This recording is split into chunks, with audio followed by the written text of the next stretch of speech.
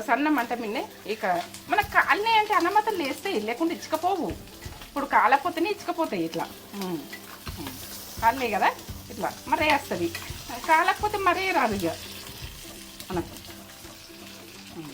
మధ్యలో ఉడక పచ్చి ఉన్నదాన్ని వేసినట్టు ఇది ఉడక గోల్డ్ కలర్ వచ్చింది.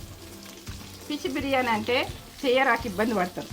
పర్ఫెక్ట్ చూడు ఉంది దాన్ని బట్టి ఇట్లా తీయద్దు, ఇసువంటిది పట్టుకొని తీయాలి ఇట్లా.